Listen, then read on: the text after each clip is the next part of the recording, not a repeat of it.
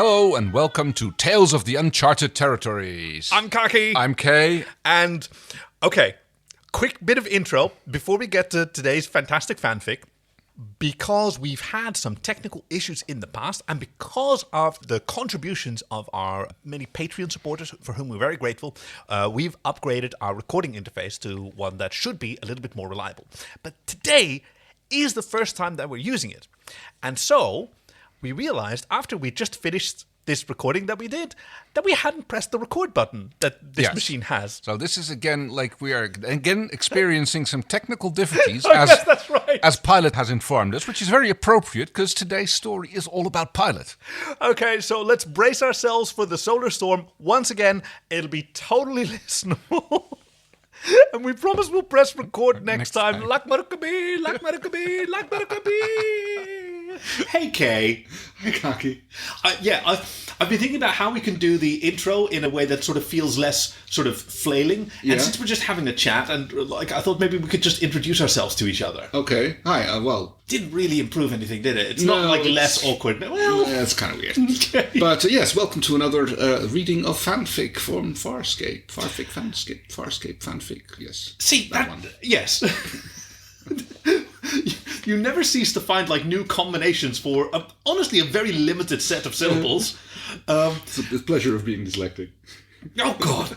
Okay, I didn't mean to put you. I didn't mean to be mean. It's like it's turning a disadvantage into an advantage. I can just there you go. I can just randomly keep mixing up syllables without really making a difference. The kids call that remix culture, don't they? I think so, yes. So today's story is The Cultivated Mind by Mosca.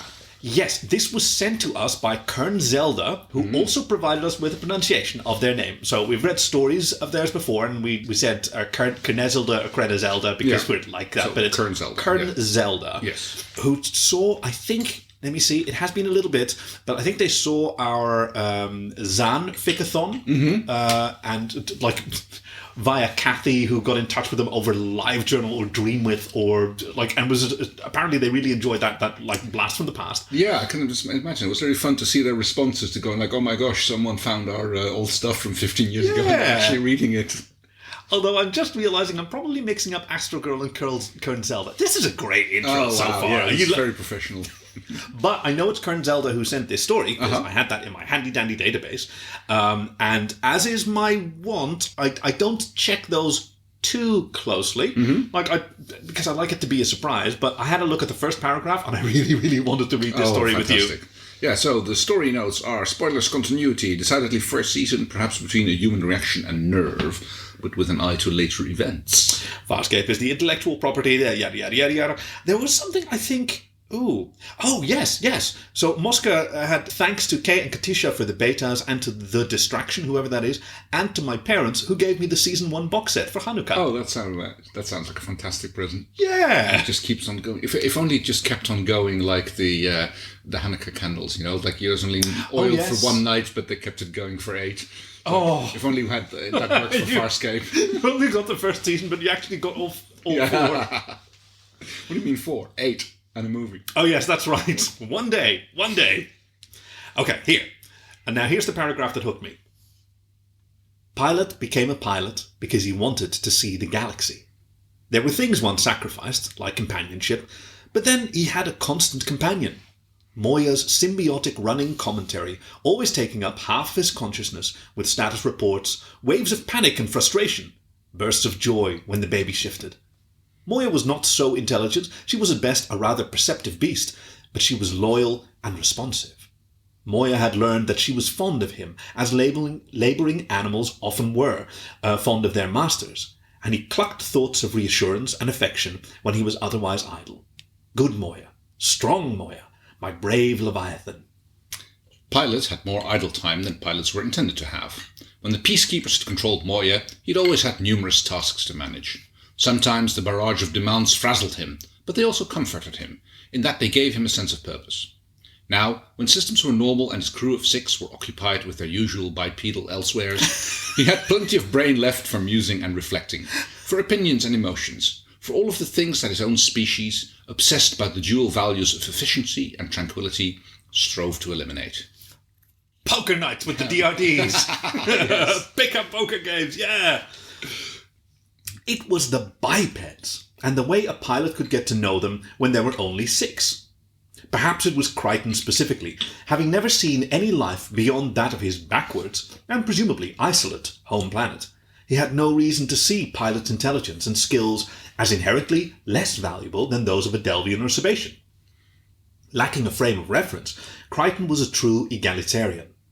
Crichton's denseness and the odd tricks of language that he called a sense of humour tried Pilot's patience. Crichton had a welcoming attitude toward a universe that he understood with sometimes astonishing scientific precision. Pilot occasionally envied Crichton's instinctive comprehension of the way things fit together, and he always admired it. Pilot was surprised to find that he liked Crichton.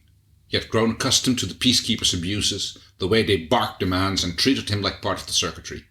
Bipeds were something to be endured in exchange for the joys of being a pilot. Not something whose company one enjoyed.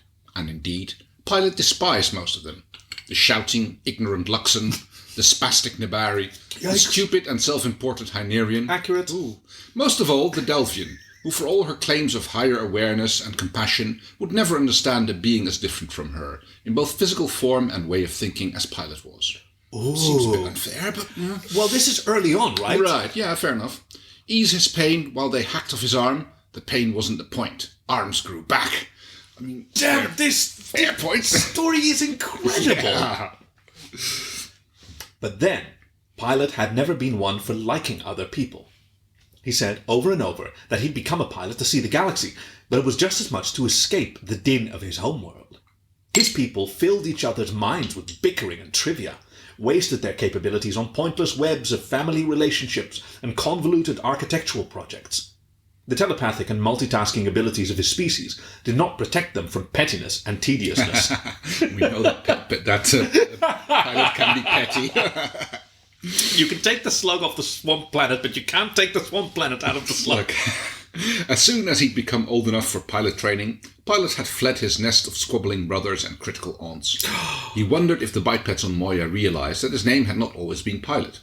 Certainly, they did not know that he discarded his given name because of the unpleasant memory associations it brought of a life he'd eagerly abandoned. The Peacekeepers called him Pilot because they could not pronounce his real name and lacked the creativity to give him a new one beyond the acknowledgements of his office. I kind of figure that all pilots were called Pilot, but that could just be like a Peacekeeper affectation, I guess. I mean, we've met 3 and they were all under Peacekeeper control. They were always addressed as Pilot, so yeah. But Pilot had come to like the nickname. It did, after all, represent what he was. He might not have been the best pilot in the galaxy. His merely competent performance in pilot training had earned him this replacement posting on a prison transport. A job that made up for its lack of prestige with its surfeit of danger. But he was a pilot nonetheless, and so he would be until he and Moya drifted lifeless into that great unknown field of stars. So yeah, we clearly see here that this is written before the author knew about the way we weren't.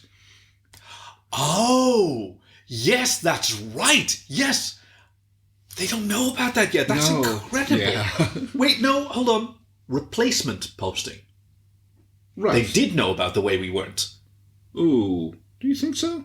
I mean, he replaced another pilot. That's an uncommon thing, right? Yeah, because the prior pilot was executed. Yeah, that might be a replace. Yeah, okay, very good point. Yeah, I hadn't considered that. I haven't looked at the publication date. I don't know that it says.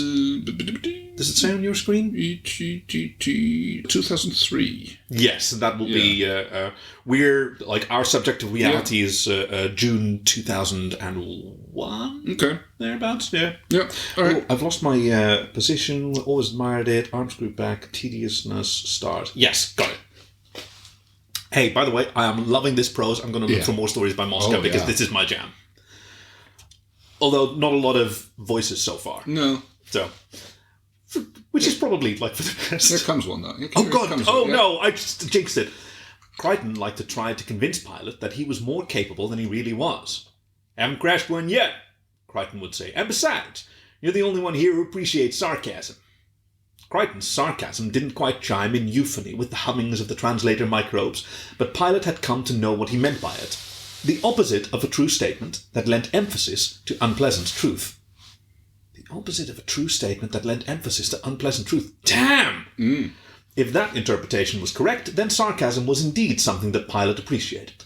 It was the only way, or at least Pilate's only way, of forcing himself to blink and obey, to show no trace of recognition that, with one snip of a claw, or better, the judicious adjustment of certain life support systems, Pilate could reduce a foolish and demeaning commander into a puddle of fluids and spent flesh. But Pilate knew that, as compelling as his revenge fantasies became, their execution would destroy him. His power lay in potential and vague threat, and he kept his claws, his controls, and his homicidal impulses to himself and his Leviathan. Sorry, I'm still stuck on a puddle of fluids and spent flesh. But We've all been there, right? Certain parties. where Crichton and Officer Sun were concerned, Pilate's restraint went beyond simple acknowledgement of the danger of murdering bipeds. It went to the fact that he would miss them if they were gone. Had, in fact, missed Crichton. Had been relieved when the others insisted they continue the search for him long after it seemed hopeless. Oh, Jeremiah Crichton. Yes, but it was Officer Sun who he thought he was. But it was Officer Sun who he thought he would miss most. He had observed recently that Officer Sun had ceased to be Officer Sun in his mind, but rather Erin, the name that was who she was, not what she was. Pilate did not only tolerate and respect her, although he did both those things. His feelings for Erin approached what the biped seemed to mean when they talked about affection, and for that reason, Pilate didn't like to think about Erin. Oh, this is a hell of a story. Yeah. Pilate knew how to keep himself from thinking about things that he didn't want to think about. His species began, in early childhood, to learn how to streamline thoughts and information and to assign them the needed amounts of concentration. God, that sounds great. In pilot training, Pilate had refined his skill to the point where he could push undesirable trains of thought into nooks of such low priority, of so little concentration that he no longer noticed that he was thinking about them. That sounds amazing. It's not as great as you think it is. Without this ability, he would have been an acute psychiatric case. He would dwell ceaselessly on the misery of his early life, believe a now irrelevant mother's accusations of inherent inadequacy, and allow the probe of her tentacled mind into his. Pilate survived by turning his memories into ghosts that could no longer knock at the walls of his chamber. On the rare occasion that they might, he could simply refuse to let them in. When Erin knocked, it was much more difficult to turn her away. Pilate knew that she was unaccustomed to being alone, and that in the final balance she didn't distract him too much. So he permitted her to sit with him in his chamber, Nice. although he never openly encouraged it. Often she would say nothing to him. The refuge from the terrible echo of a near-empty Leviathan was enough. It was enough for Pilate too. The acoustics in his gigantic chamber must be pretty amazing. I mean, Dargo gave a fantastic Shieldpin concert there. Oh, yes, and you might occasionally hear the odd gurgle of Moya, I suppose. Oh, yes. It might resonate a little bit. She's still got that dead Pathfinder to dissolve down in them. Yes. Maybe the DRD's got rid of that. How would they? Oh, like ants, yes. Yeah, they cling onto the walls, aren't they? When they were passing close to an object of astronomical interest, or if Pilate had discovered something in Moya's scientific files that he thought was worth sharing, he would point it out to Erin. Sometimes she would ask a question or two, but for the most part she absorbed the knowledge silently. Erin pretended to be closed-minded like peacekeepers were generally brought up to be, but Pilate had observed that her curiosity was almost bottomless. She snapped up new information like a hungry Hynerian. Crichton was teaching her a few words of his native language, the idioms and double entendres that the microbes couldn't fully translate, and she would bound into Pilate's chamber, eager to demonstrate her new vocabulary. Perhaps when I'm finished learning English, you could teach me some of your language, Erin said one day. I'm afraid that would be a useless exercise, Pilate said. You wouldn't be able to pronounce any of the sounds. Now that's unfair. Valorek could do it. Yeah. He paused to reassign 2 DRDs to a flickering light source on Tier 19. To be fair, I doubt I'm physiologically equipped to speak Sebastian. The concepts wouldn't transfer well anyway, she said. Your species thinks quite differently than mine. Not so differently that we failed to communicate, Pilate said, checking the waste energy output levels of Moya's dorsal propulsion units. Differently enough, Erin said. and an expression of pure horror crossed her face. Pilot remembered that it was not so easy for a biped to shut out such terrible memories. Impossible, in fact, to do so with Pilot's effortless efficiency. Oh, Namtar. Yes. Yeah. I suppose you would have some idea, Pilot said. He stared out through Moya's optical receptors at the field of stars before him. It was foolish of him to think for even a moment that she might grow to understand him enough to care for him. It was a great irony, this compelling mind in a body so incompatible with his in every respect. One of the things Pilot had sacrificed in order to become a pilot was the opportunity to find a mate. That was not the kind of affinity he felt for Erin, but he rather wished that he could desire her. It would unravel the paradoxes of his affection for her. Pilot had become a pilot because he wanted to see the galaxy, and he reminded himself frequently of how much he was going to see, how much more he would experience than most of his species, and with how much more freedom than other pilot. None of Moya's other crew knew much about the uncharted territories, and they left most of the navigational decisions to Pilot. It was conceivable that he might see everything that he'd ever dreamed of seeing. So many things that all the undesirable memories would be pushed clear out of his brain. There was so much out there. It would be a wasted opportunity to stop with Erin. Why is this all of there is? Where's the rest of this novel, Mosca? I'm yelling through the sort of channels of the internet. I hope that you're out there, and that I don't know exactly when this is going to be. I think Hanukkah will have passed by the time that this airs, regrettably. But I hope that you had a good one, and I hope that you wrote more stories like this, because I'm absolutely captivated.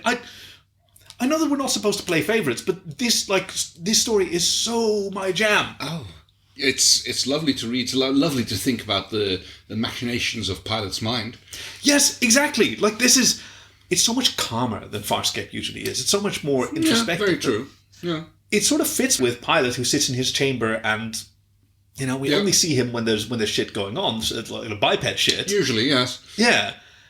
So what's his experience like? And I mean, I guess he's pretty much aware of everything that goes on. A lot of things going on in Moya, so he's kind of yeah, the DRDs are always listening. Yeah, or playing poker. Or Laser Quest. Yes. I bet he has a secret selection of all sorts of Polaroids that he's keeping somewhere behind his desk, where he's oh, that's right, because they have printers. Yes. And one day, everybody in all the compromising positions that they've ever been found. Well, that includes some of the fanfic that we've read, like What's Under John's Letters. Oh, yes, there you go. I mean, we've seen John stumbling out of his quarters, still trying to get his pants on, so, Yes. There was a few seconds before that. I sure would like to see how, once again, he managed to get into skin-tight leather pants in no time flat, but then he struggled with the boots. Is there a talcum powder dispenser or something? I mean, isn't that vinyl? I mean, does that work for leather as well? I don't know. Oh, well, no. You're a person who's worn leather pants. Right. Yeah, but they're not that tight. Oh, okay. They're not skin tight, so, yes. Anyway, thank you for joining us. I forgot that we were podcasting here. I thought that we were just having a chat. That's why we started so casual, right? I've got in that. So thank you for joining us for another episode of Tales of the Uncharted Territories. We'll be back next week with a proper episode of Farscape, and we will be discussing Season 3, Episode 8, Green-Eyed Monster, which I did off the top of my head. I didn't even look at my database. Thank you for joining us. So Farscape, so good. So Farscape, so good. Bye-bye. Bye.